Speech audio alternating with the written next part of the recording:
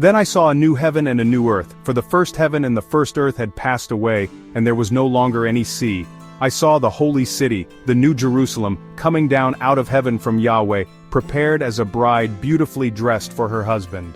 And I heard a loud voice from the throne saying, "Look, Yahweh's dwelling place is now among the people, and he will dwell with them. They will be his people, and Yahweh himself will be with them and be their God. He will wipe every tear from their eyes. There will be no more death, or mourning, or crying, or pain, for the old order of things has passed away." He who was seated on the throne said, "I am making everything new." Then he said, "Write this down, for these words are trustworthy and true." He said to me, "It is done. I am the Alpha and the Omega, the beginning and the end. To the thirsty I will give water without cost from the spring of the water of life. Those who are victorious will inherit all this, and I will be their God, and they will be my children. But the cowardly, the unbelieving, the vile, the murderers, the sexually immoral, those who practice magic arts, the idolaters, and all liars, they will be consigned to the fiery lake of burning sulfur. This is the second death." One of the 7 angels who had the 7 bowls full of the 7 last plagues came and said to me, "Come, I will show you the bride, the wife of the Lamb." And he carried me away in the Spirit to a mountain great and high, and showed me the holy city Jerusalem coming down out of heaven from Yahweh.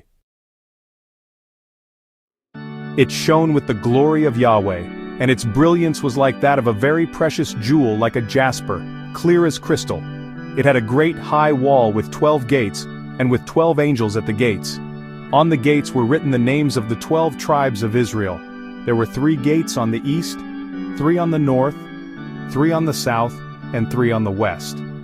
The wall of the city had 12 foundations, and on them were the names of the 12 apostles of the Lamb. The angel who talked with me had a measuring rod of gold to measure the city, its gates and its walls. The city was laid out like a square, as long as it was wide. He measured the city with the rod and found it to be 12,000 stadia in length, and as wide and high as it is long. The angel measured the wall using human measurement, and it was 144 cubits thick. The wall was made of jasper, and the city of pure gold, as pure as glass. The foundations of the city walls were decorated with every kind of precious stone. The first foundation was jasper, the second sapphire, the third agate, the fourth emerald, the fifth onyx, the sixth ruby, the seventh chrysolite, the eighth beryl, the ninth topaz, the 10th turquoise, the 11th jacinth, and the 12th amethyst.